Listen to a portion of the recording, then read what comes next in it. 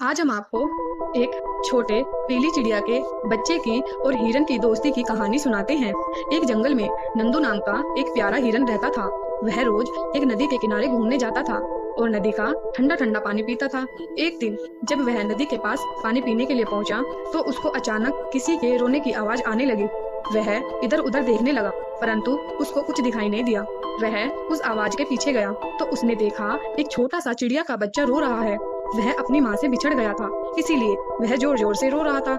नंदू ने उसको चुप कराया और उससे उसकी माँ के बारे में पूछा, परंतु बच्चे को कुछ भी याद नहीं था और वह बस रोए जा रहा था। हिरन नंदू ने उसको चुप कराया और उसको कुछ खाने को दिया। उसको शांत करने के लिए नंदू हिरन ने उसको पानी में नहलाया। बच्चा बहुत खुश हुआ और उसने नंदू हिरन के साथ बहुत घंटों तक बातें की और वे दोनों घूमने के लिए जंगल में भी गए, क्योंकि नंदू हिरन उसकी माँ को खोजने के लिए निकल पड़ा। उसने उस बच्चे को अपनी पीठ पर बैठाया और जंगल में निकल पड़ा। इधर पीली चिड़िया भी अपने बच्चे को ढूंढ रही थी और पीली चिड़िया का भी रो रो कर बुरा हाल था। पीली चिड़िया को अपने बच्चे की बहुत चिंता थी, क्योंकि पीली चिड़िया का बच्चा बहुत छोटा था। नंदू हिरन को उस बच्चे से बहुत लगाव हो चुका था।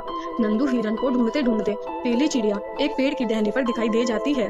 पीली चिड़िया नंदू हिरन के पास आई और वो अपने बच्चे को देखकर बहुत खुश हुई और उसने नंदू हिरन को सारी बात बताई। पीली चिड़िया अपने बच्चे को गले लगाकर बहुत रोई और उसका बच्चा भी अपनी माँ को गले लगाकर बहुत रोया। यह सब देखकर नंदू हिरन को भी रोना आ गया, परंतु नंदू हिरन को इस बात का दुख था कि पीली चिड़िया का बच्चा अब उससे बिछड़ जाएगा, वह फिर से अकेला रह जाएगा, इसलिए वह बाद में भी बहुत रोता है। परंतु पीली चिड़िया नंदू हिरन को बोलती है कि वह उससे मिलने के लिए अपने बच्चे को लेकर आती रहेगी।